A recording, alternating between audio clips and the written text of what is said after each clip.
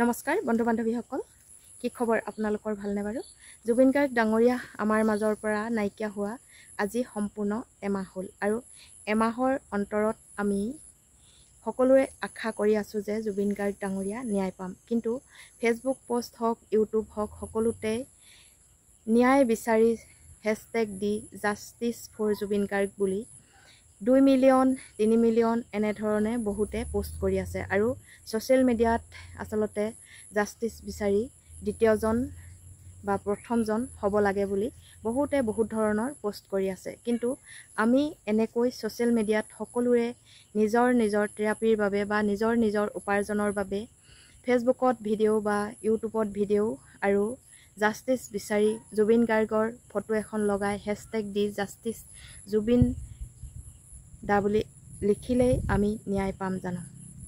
সমগ্ৰ অসমে আন্দোলন কৰিছে আৰু আন্দোলনৰ ফলত চৰকাৰৰ প্ৰতি যিবোৰ আমাৰ ক্ষোভ, সকলোবোৰ ক্ষোভ উজাৰিছে। ফেচবুক পোষ্ট হওক বা ইউটিউব হওক, কোনোবা গ্ৰেপ্তাৰ হৈছে, কাৰোবাক জেলত ভৰাইছে, বহু ধৰণৰ কাণ্ড সংঘটিত হৈছে। কিন্তু আমি এতিয়ালৈকে উচিত ন্যায় পাইছোঁ জানো? উচিত দোষীকেইজনে শাস্তি পাইছে জানো? তেওঁলোকৰ শাস্তি কি হ'ব লাগে?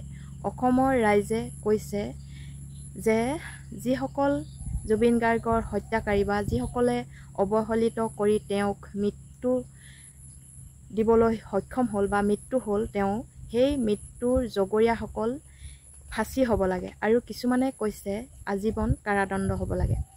কিন্তু ন্যায় বিচাৰকে আমাক যি প্ৰক্ৰিয়া হিচাপে বিচাৰ কৰিব তাত আমি মঞ্জুৰ নাথাকি নিজৰ যিসমূহ আমাৰ মনৰ কথা সকলোবোৰ উজাৰি কৈছোঁ আৰু কোৱাৰ পাছতো চৰকাৰখনে তাত বিহিত ব্যৱস্থা লৈছেনে বাৰু? আপোনালোকে লোৱা যেন পাইছেনে নাই পোৱা? অনুমান পাইছেনে নাই পোৱা? যদি পাইছে তেনেহ'লে কমেণ্ট কৰি জনাব আৰু যদিও বা নাই পোৱা তেনেহ'লেও কমেণ্ট কৰি জনাবলৈ নাপাহৰিব। মোৰ হিচাপত হৈছে জুবিন গাৰ্গৰ যিটো মৃত্যুকাণ্ড, সেই কাণ্ডটোক এতিয়া বহুতে সন্দেহ কৰিছে। সন্দেহ কৰিবলৈ বাকী নাই, সকলোৱে সন্দেহ কৰি এতিয়া প্ৰতিবাদৰ মুখৰ কৰি পেলাইছে আমাৰ অসম। আৰু ইমানেই মানুহ ওলাইছে আপোনালোকক আৰু বেলেগকৈ নকলেও হ'ব।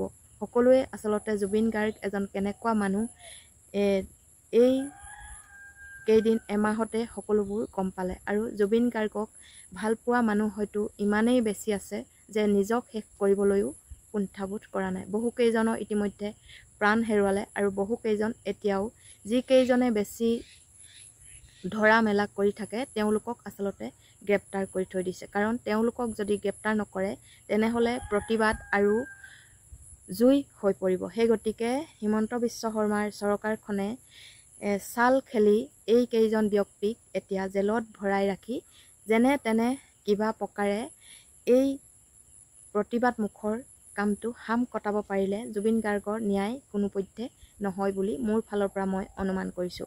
আৰু সেইটোকে মই আজি তেওঁ এমাহ সম্পূৰ্ণ হ'ল, গতিকে মনটো ভালো লাগি নাই থকা। কি বিহু গৈছে, কি লক্ষী পূজা গৈছে, কি দুৰ্গা পূজা, সকলোতে আমাৰ এতিয়া আধৰুৱা হৈ ৰৈছে। কাৰণ সকলোৰে মনবোৰ সেমেকি গৈছে আৰু সেয়েহে এই কথাকেইটা মই আপোনালোকলৈ আগবঢ়ালোঁ। জুবিন গাৰ্গ ডাঙৰীয়াই সকলোৱে বিচাৰি আছোঁ, আমি কামনা কৰি আছোঁ তেওঁ ন্যায় পাব লাগে। আৰু গৰিমা বৌ মুখখন আচলতে চাবই নোৱাৰা অৱস্থা হ'ল। তেওঁ যিটো অৱস্থাত আছে হয়তো সেই ঠাইত যিসকলে এতিয়া গ্ৰেপ্তাৰ হৈ আছে বা যিসকল অপৰাধী তেওঁলোক হোৱা হ'লে হয়তো ইমান দিনে তেনে অৱস্থাত নাথাকিলহেঁতেন। তেওঁ ইমান ধৈৰ্য আৰু সহ্য কৰি সুন্দৰকৈ আচলতে নিজৰ যিসমূহ কাম সেই কামসমূহ পৰিচালনা কৰি আছে। গতিকে সকলো ভাবি গুণি সকলো চিন্তা কৰি আমি অসমবাসী ৰাইজে জুবিন গাৰ্গ ডাঙৰীয়া ন্যায় বিচাৰিছোঁ আৰু অতি সোনকালে আমাক ন্যায় লাগে। যিকোনো প্ৰকাৰে শ্যামকানু মহন্ত, সিদ্ধাৰ্থ শৰ্মা আৰু লগত থকা কেইগৰাকীক যি বিহিত শাস্তি দিয়ে আপুনি আপোনাৰ ফালৰ পৰা হিমন্ত বিশ্ব শৰ্মাৰ ফালৰ পৰা ক'ব বুলি আশা ৰাখিলোঁ আৰু সেয়েহে মই মোৰ ভিডিঅ'টো আপোনালোকলৈ আগবঢ়াই দিলোঁ। ভাল লাগিলে লাইক, কমেণ্ট আৰু শ্বেয়াৰ কৰিবলৈ নাপাহৰিব। ধন্যবাদ।